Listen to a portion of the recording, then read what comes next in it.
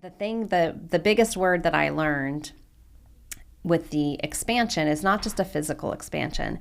It's called reinstallation. Mm-hmm. And it's a big deal in museums because it basically means it's not just taking a few items off the wall and, putting them in a different gallery. It's really reimagining the way that people navigate through the museum and experience the different collections of art and how they are put together, how they speak to one another and speak to the viewer.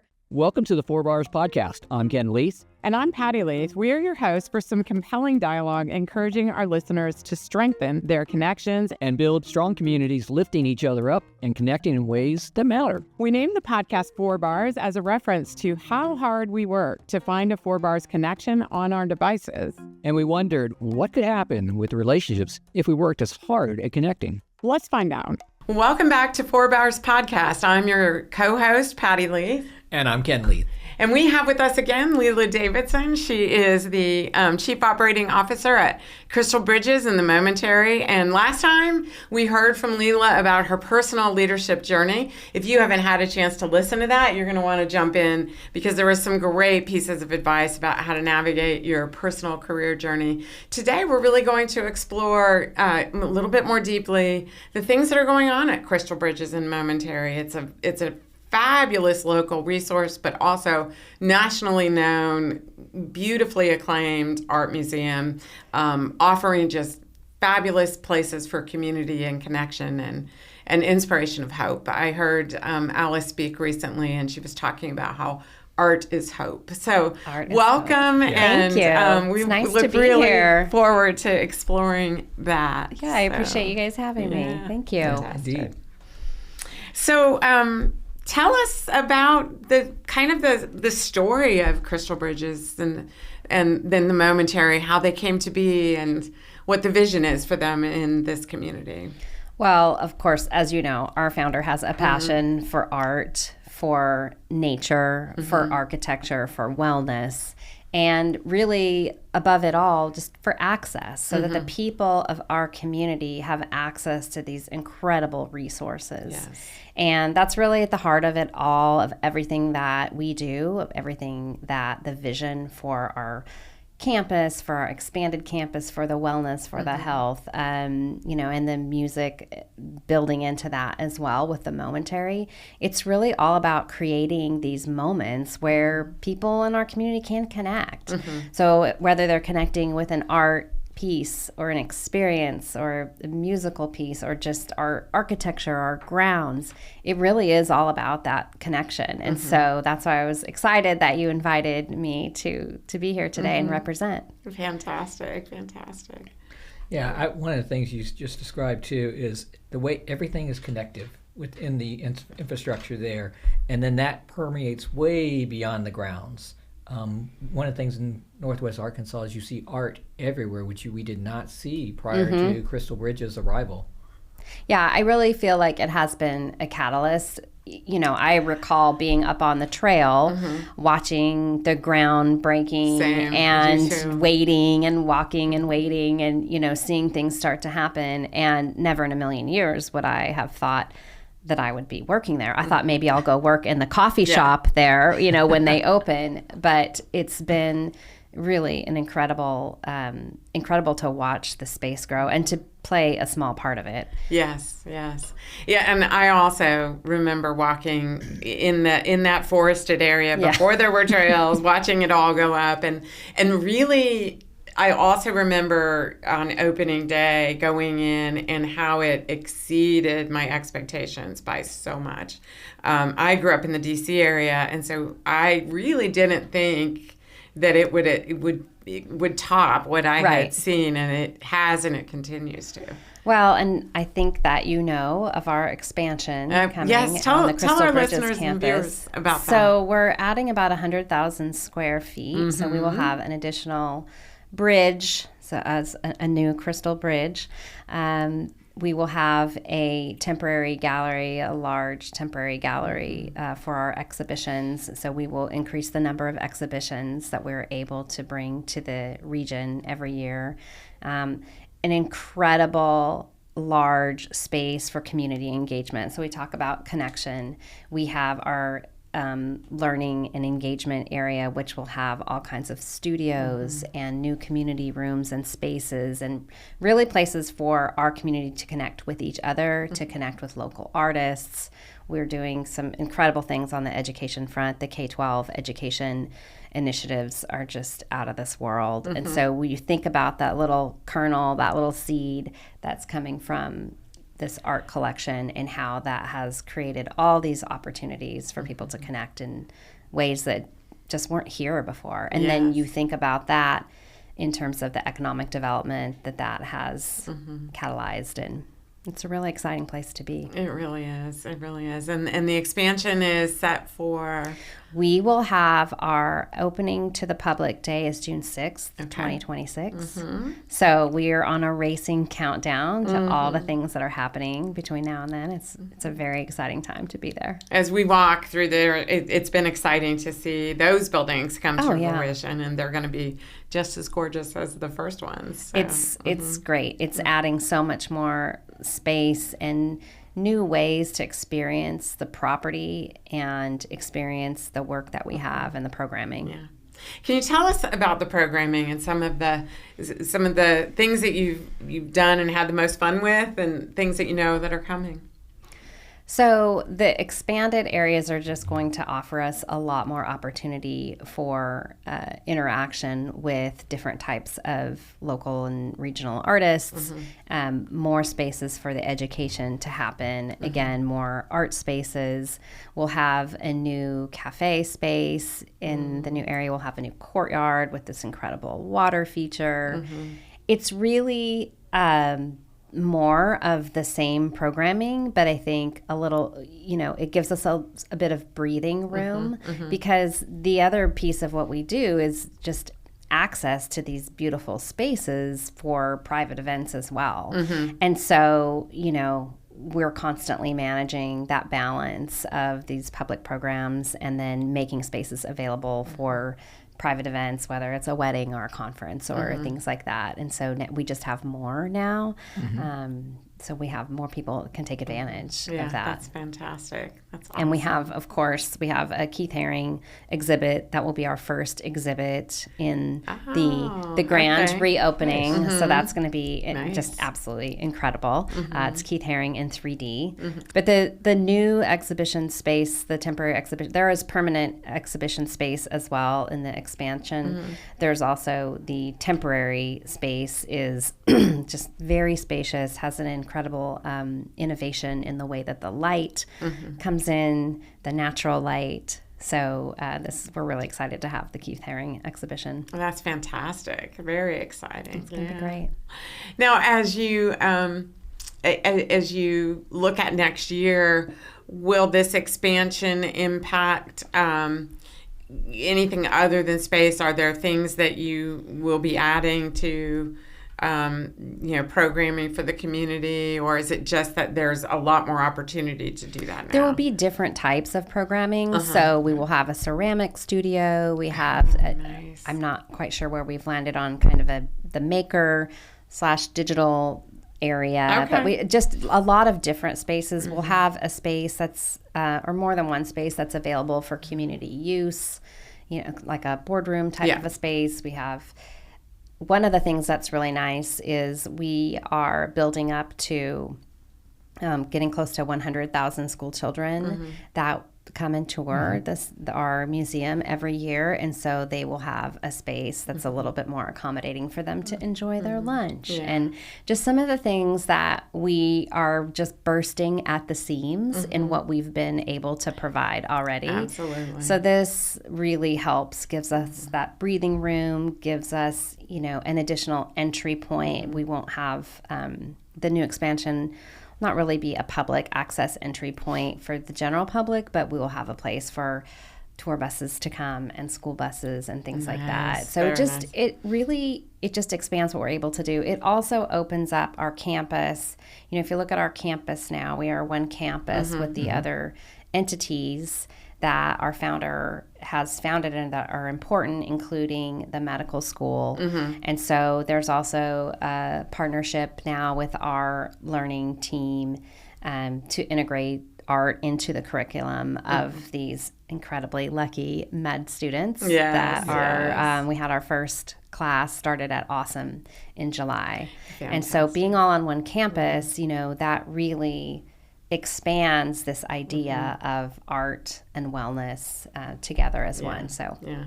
And can you speak a little bit about that, those entities working together? Our viewers and listeners, if they're not from the area, may not know what Awesome is and kind of how that's also supporting the community in terms of the offerings that they're giving. So Awesome is the Alice Walton School of Medicine. Yes. And it's really intended to provide a very a wellness-focused medical school curriculum. So it's fully accredited medical school with that focus on really understanding the whole person. And part of that being the art connection is really when you observe something closely. The art educators call it close looking. Okay. But it's really, what are the parallels there to observing another human being closely as we all would want our doctors to do and to really pay attention to us as a person. That's exciting. Amazing. That is the extent of my knowledge of health curriculum. Well, and the future of health, I think, really is going to integrate all of wellness of the whole person and I hope so. And mental well-being being a big part of that.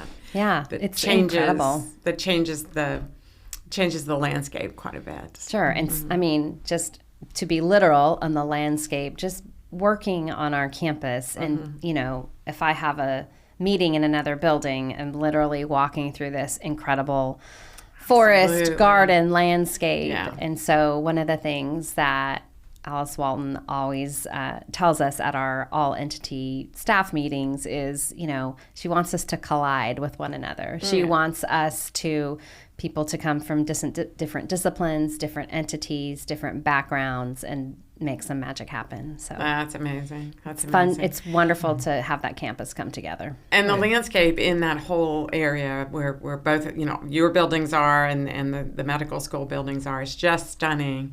It's beautiful. It's just stunning. And you all did a fabulous job cleaning up after the tornado. Oh, the tornado. Such a fabulous job. Yeah. It's been a journey. Yeah, it has been a journey. It was something to see. It really was something to see. We've spoken on it on our podcast a bit because a lot of people were impacted by it. But to me, initially, there was so much destruction, and you made such progress weekly, monthly, that you can walk through and really not notice it as much. Yeah, our anymore. Trails and Grounds team is absolutely incredible, and our facilities team, they have the partnerships in the community to be able to, get that help that we needed very quickly. And they've just done a great job. So we have different areas that, in the refurbishing of the forested and unforested areas, you'll see gardens coming, you'll see reforestation in the years to come. So yeah, that's pretty incredible. We've definitely watched some of that actually happen in real time, and the fact that, they saw something change. Okay, how do we make it beautiful again? What do we bring in different that will add overall to the overall experience?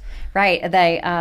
One of our grounds leads, talks about there are definitely spaces where it was only shade before, where we can now have flowers if we want to because the sun's coming in. But she talks about last summer, the sapling parties, because all these little saplings that didn't have a chance before. Yes, that do now. We have a lot of that in our yard, so I'm chuckling because I'm thinking of the number of shade.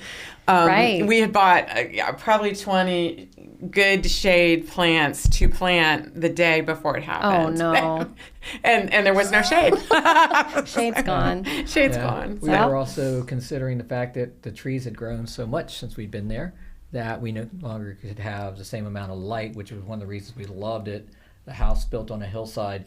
And so we're still looking at taking out some just plain doors and putting in large partitions of glasses, doors to the decks and stuff. But we literally, after about 2 weeks, we're like going, wow, it's so bright in here. And we stopped thinking about we don't need all these you things. don't need to do the modifications. That's right. Yeah. It's wonderful to let the outside come in like that. Well, tell us about your role there as COO. It's a big role. Yeah, it's really, it's So I have the earned revenue components, responsibility for that. And then also, really more importantly, I think just making sure that we have the systems in place and the infrastructure for everyone to be able to get their jobs done in a way that feels as seamless as possible.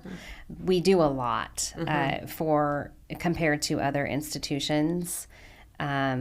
We are very programming heavy. We want to, again, it's all about access. So you can't, people can't access your works and your spaces if you're not activating them with programming. And so we do a lot of programming. We also do the private events, and there is a thirst for more and more, and that requires a lot of coordination. And so being only 15 years old, we'll be 15 next year with our reopening.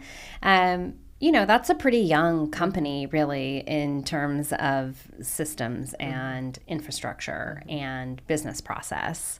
And so that is something that is a big part of my role in listening to a lot of different functions, helping them speak the same language, helping them get literally on the same page. Alignment and clarity and order is the call of the day. And it's been especially heightened right now because we're ramping up for this. The biggest word that I learned with the expansion is not just a physical expansion. It's called reinstallation. And it's a big deal in museums because it basically means it's not just taking a few items off the wall and, putting them in a different gallery. It's really reimagining the way that people navigate through the museum and experience the different collections of art and how they are put together, how they speak to one another and speak to the viewer. And so that is an incredibly complex thing to do. Most museums would not remain open while they were doing that kind of a project. They, would close for a period of time. But we don't do that because we're all about access. And we want people to be able to enjoy the art. So that's been really a great time for the museum to come together. So it was the right time for me to come into this role, having that kind of systems mindset and that cross-functional, pulling everything together. Fantastic. That's what's been fun. Yeah, I bet. Yeah. As you think about once you do reopen and you have these new, larger spaces, new spaces, people who come here already have seen incredible things. What would their experience be? How will it be different when they come back? I think we continue to build, together with our partners in Bentonville, just more of an experience, a longer experience, a multi-day experience, right? I mean, even right now, you could come to Crystal Bridges and tour the collection and maybe do lunch. You could go over to the Momentary and take in a concert and browse through the galleries at the Momentary. You could top off your day in the Tower Bar. You could come back and do it all over again the next day, and you would have a completely different experience because we have that much programming happening. I mean, you could spend half a day just browsing around the trails, just and we have a lot more outdoor sculpture coming in the next couple of years, and just really, creating that full campus experience. It's going to be even more. And so I feel like we are just this core foundation of that tourist experience in Northwest Arkansas. And that's, at the same time, we want to be just your drop-in space. We want it to be, for our locals, not a big deal to come to the museum. Just come in, you're out on the trails with your kids, just pop in for an hour. That's the beauty of being no admission, free admission, is you don't have to think, oh, do I need to get my money's worth and spend a day and see every single piece of art? No, just pop in, just hang out for a little while. Yeah, and come as you are, too. It's Absolutely. It's not pretentious at all. So no, we want people to come in, they're off their mountain bike, off the trails, Yeah. and just, stop in, enjoy a little Peace. Yeah. And for me personally, I have gone there for many things. Generally, it is to see something, but I'm always motivated in some way to either be more inspirational or to get more hope, or just the surrounding is very invigorating. And so I have made it a point recently to go more often, not for a particular program, just to be there. Yeah, it is a great space just to be in. And the architecture, bringing the outside in, that is, Yes. and there are these moments, it's very intentional. I know very little about art or architecture, but as I learn and understand the intentionality behind how you go through a gallery and then there's a moment of reflection where there's more, access to the outside views, or there's a place to go, enjoy the outdoors and then come back in and get back into the art. And so it's just such a thoughtfully designed space that you can't help but kind of calm down. Your blood pressure comes down when you go I in. would agree. My 13-year-old was visiting when my 13-year-old niece was visiting when her mom was ill, and so there was a lot of things going on in her life. And she went with one of our friends' 15-year-old daughters to Crystal Bridges. And when she got back, I asked what she liked the most, and she said the windows. Yeah. I liked looking out the windows. That's so cool. Yes. That's so, it's beautiful. It really is. It's fun to be there too all the time and watch the seasons change, because you see the red buds and then you see the dogwoods, and like you just get to watch this whole seasonal change happening right out the window as you're having business meetings. And since you're open also in the wintertime, you're able to go there and it's dark outside. And that's a completely different experience where you're illuminated the grounds. Yes. And you get to see all that uniquely different. And sometimes the snow you can see as well. Indeed. The other thing that we try to take in whenever possible are the speaker series. When people come. And I just saw Mia Hamm was going to be here coming up too. Yes. Oh, I love her. Great. Yeah, she's great. We are so lucky. We are able to take advantage of a lot of different speakers that come into town, and we've had some incredible moments in that great hall. And now with the Whole Health Institute building, which is on our campus, there's a larger space. It accommodates a little bit more than our great hall, and so.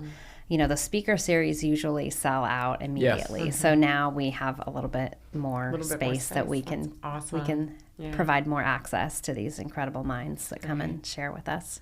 Well, as we wrap up, there's some resources you'll put in our portal so people can go in and look around. Yeah, particularly the website, right? Yeah, crystalbridges.org and the momentary.org. They both have updated calendars. Crystal Bridges is really about art, architecture, nature, the momentary being about art, music, and food and the moments of our time. And so just that connection to art and the arts and these incredible transformational experiences. But I challenge anyone to go on our calendars and not find something that they would like to do. Absolutely. Absolutely. And as we wrap up today, can you share with our listeners and viewers, whether local or not local, a couple of great reasons to come and visit the Momentary or Crystal Bridges? Yeah, our place is just unlike any other. And until you experience it, even the fact that our building is situated in this ravine is so incredibly unique. And just this intersection between art, architecture, and nature. And then you can go to this world-class art museum, and in the same time, you can see incredible music acts either out on the green, which is just a wonderful experience in the summer, or in this state-of-the-art studio, our Roadhouse studio, which is just every artist that comes tells us that it's the most incredible system that they've ever played on, and the sound is the highest quality. So to have those two here, I mean, you can't beat it. Yeah. Yes, we are. Sometimes we talk about ourselves as like we're a little bit spoiled by what you have here, because you typically do not have communities of this size that have the amount of amenities and the quality of the amenities that we have. And it really, when you talk to people walking the grounds, we do spend this tons of time, and they are just shocked. Yes, by what we are they pleasantly experiencing. surprising to everyone. We are spoiled. We're absolutely spoiled. Yeah, for sure. Well, this has been delightful. Thank you for both episodes and for sharing your life and your work with us and our viewers. And Ken, any additional questions you have? No, I just really want to thank you for really painting a very good picture that will help the people who are watching or listening, if they'll pique their curiosity of why they need to come here and check it out and what the opportunities are. It's family friendly. It is the opportunity to engage in the inside and the art, but also embrace the exterior of everything. And if you are outdoors person, you just incorporate that into your experience while you're here. Yeah.